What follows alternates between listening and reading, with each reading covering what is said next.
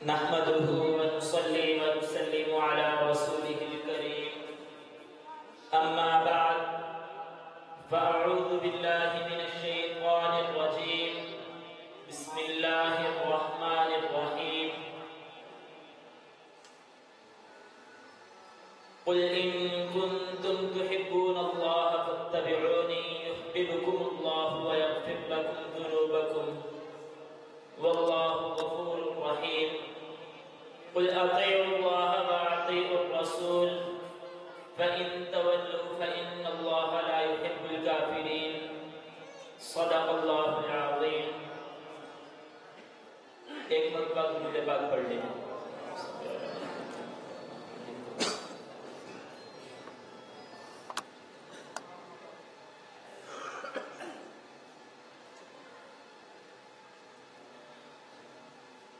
سامعین محترم، آج ہم اس عظیم پروگرام جو کہ سیرت النبی کے مبارک عنوان سے معنون ہے، اس عظیم پروگرام میں ہم اللہ تعالیٰ کے گھر میں جمع ہوئے ہیں اور ہمارے اللہ تعالیٰ کے اس گھر میں جمع ہونے کا مقصد صرف اور صرف یہ ہے کہ ہم اللہ تعالیٰ کے پیارے رسول صلی اللہ علیہ وسلم کی سیرت کو سنیں، سمجھیں اور اس پر عمل کریں. چونکہ ہم یہاں پر حضور صلی اللہ علیہ وسلم کی سیرت کے عنوان سے جمع ہوئے ہیں، تو اس وجہ سے گفتگو کے دوران بارہا حضور پرنور صلی اللہ علیہ وسلم کا نام نامی آئے گا. تو جب بھی آپ صلی اللہ علیہ وسلم کا نام نامی آئے تو تمام حضرات محبت سے، ادب سے آپ صلی اللہ علیہ وسلم پر درود پاک بھیجیں. آج ہم یہاں پر حضور صلی اللہ علیہ وسلم کی سیرت کے لیے جمع ہوئے اور ہم حضور صلی اللہ علیہ وسلم سے عشق کا دعویٰ کرتے ہیں، محبت کا دعویٰ کرتے ہیں اور حضور صلی اللہ علیہ وسلم کے نام پہ اپنی جانیں لوٹانے کا دعویٰ کرتے ہیں. لیکن ان سارے کاموں کا جو اظہار ہوتا ہے وہ دو طرح سے ہوتا ہے. ایک یہ کہ ہم اپنی زبان سے اظہار کریں کہ ہم حضور کے عاشق ہیں، ہم اپنی زبان سے اظہار کریں کہ ہم حضور صلی اللہ علیہ وسلم کے ناموس پر اپنی جانوں کو قربان کرنے والے ہیں. اور ایک یہ ہے کہ ہم اپنی زبان سے تو کسی چیز کا اظہار نہ کریں لیکن ہمارا ہر عمل اس بات کا اظہار کر رہا ہو، اس بات کو واضح کر رہا ہو کہ ہم حضور صلی اللہ علیہ وسلم سے سچی محبت رکھنے والے ہیں، ہم حضور صلی اللہ علیہ وسلم کے ناموس پر اپنی جانوں کو قربان کرنے والے ہیں. حضور پاک صلی اللہ علیہ وسلم کی سیرت کے مختلف پہلو ہیں. آج میرا آپ حضرات کے سامنے یہاں پر آپ صلی اللہ علیہ وسلم کی سیرت کے ان پہلوؤں میں سے چند پہلوؤں کو بیان کرنے کا مقصد ہے جن کا تعلق ہماری عملی زندگی سے ہے کہ ہماری عملی زندگی میں ہم کس طرح اظہار کر سکتے ہیں کہ ہمیں حضور صلی اللہ علیہ وسلم سے محبت ہے. ہم دعویٰ تو کرتے ہیں کہ ہم حضور صلی اللہ علیہ وسلم کے عاشق ہیں، لیکن حضور صلی اللہ علیہ وسلم کی زندگی دیکھی جائے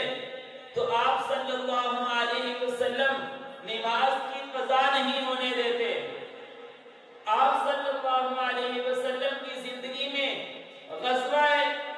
خندق کے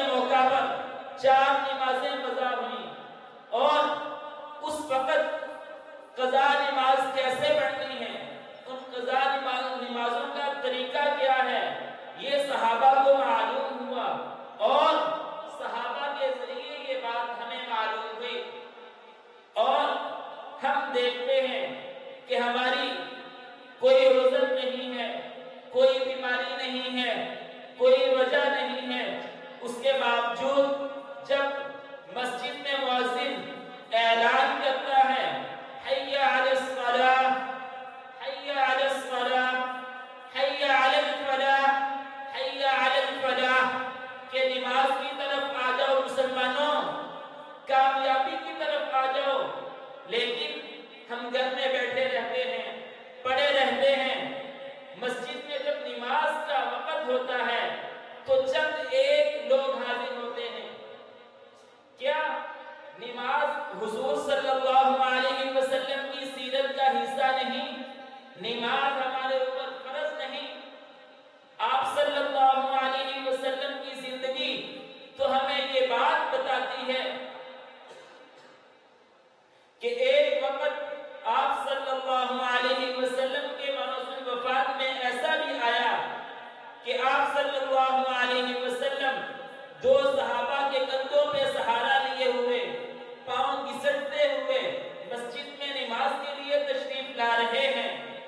لیکن ہم لوگ بغیر کسی عذر کے گھر میں پڑے رہتے ہیں، اور اگر کوئی دوسرا شخص دعوت بھی دے دے کہ آ جاؤ بھائی اذان ہو گئی ہے، نماز کا وقت ہے، مسجد میں آ جاؤ، نماز ہمارے اوپر فرض ہے، تو سامنے والے کا جواب ہوتا ہے بھائی ہمیں بھی پتا ہے نماز فرض ہے۔ اب نماز فرض ہے پتا ہے، اس کے باوجود اللہ تعالیٰ کے گھر میں آتے کیوں نہیں؟ انسان کو اس بات کا یقین ہے کہ اللہ تعالیٰ کی بندگی نہیں کروں گا تو جہنم میں جلوں گا۔ جیسے کہ ابھی تھوڑی دیر پہلے نعت خان صاحب فرما رہے تھے کہ ہمیں حضور صلی اللہ علیہ وسلم کی بات کا ایسا یقین ہے، ایسا یقین ہے کہ اس میں کسی قسم کا کوئی شک نہیں۔ تو اگر ہمیں حضور صلی اللہ علیہ وسلم کی بات پر یقین ہے اور اس بات پر یقین ہے کہ آپ صلی اللہ علیہ وسلم نے فرمایا من ترک الصلاۃ متعمدا فقد کفر، کہ وہ شخص جس نے جان بوجھ کر نماز چھوڑ دی وہ کافر ہو گیا۔ اب دیکھیں کہ کتنی بڑی وعید ہے کہ آپ صلی اللہ علیہ وسلم نے فرمایا جس نے نماز چھوڑی وہ کافر ہو گیا۔ اس کے باوجود ہم بلا سوچے سمجھے روزانہ بس اوقات یوں بھی ہوتا ہے کہ ساری کی ساری نمازیں ہی چھوٹ جاتی ہیں، اور کوئی یوں ہے کہ فجر کی نماز پڑھ لی، مغرب کی پڑھ لی، اور اگر کسی نے کہہ دیا بھائی ہم نماز نہیں پڑھتے، اللہ تعالیٰ کی طرف سے پوچھ ہوگی تو جواب ہوتا ہے بھائی اللہ تعالیٰ معاف کرنے والا ہے، اللہ تعالیٰ بخشنے والا ہے۔ تو ہماری اس بات کا جواب بھی آپ صلی اللہ علیہ وسلم نے دے دیا۔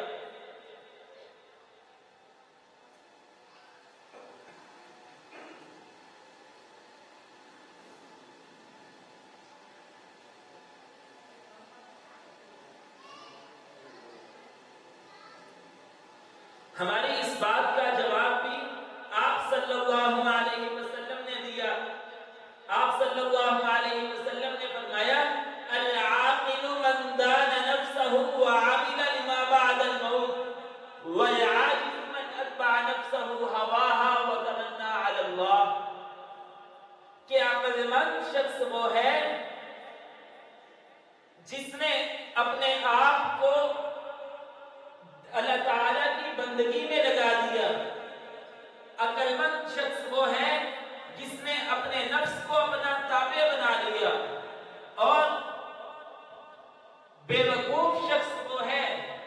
جو عمل تو کوئی نہ کرے، نیکی تو کوئی نہ کرے، لیکن اللہ تعالیٰ پر لمبی لمبی امیدیں باندھے کہ اللہ تعالیٰ کی ذات بخشنے والی ہے، اللہ تعالیٰ معاف فرمانے والے ہیں۔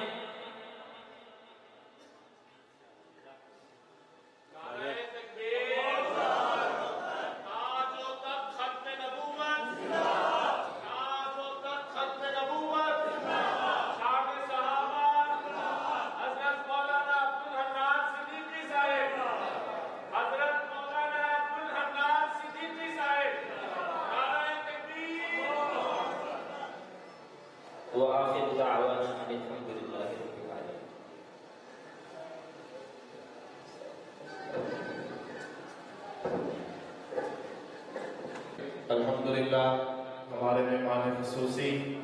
مقرر شری زبان واعظ خوش الحال ثانی حضرت مولانا قاری غنی ملتانی رحمۃ اللہ تعالی علیہ، حضرت مولانا عبدالحنان صدیقی صاحب دعوت برکاتہ العالیہ، آپ حضرات کی آنکھوں کے سامنے تشریف فرمائیں۔ بس ایک شعر کے ساتھ میں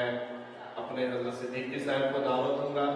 شاعر کہتا ہے کہ زمزم و کوثر و تسنیم نہیں لکھ سکتا، زمزم و کوثر و تسنیم نہیں لکھ سکتا، اے نبی آپ کے نام کی تعظیم نہیں لکھ سکتا، اور اگر میں 7 سمندر بھی نچوڑ دوں اے راہت، آپ کے نام کی ایک میم نہیں لکھ سکتا۔ انہی الفاظ کے ساتھ میں درخواست کروں گا مقرر شری زبان واعظ خوش الحال ہر دل عزیز شخصیت حضرت مولانا عبدالحنان صدیقی صاحب دعوت برکاتہ العالیہ سے کہ وہ اپنے قیمتی ملفوظات سے ہمیں مستفیض فرمائیں۔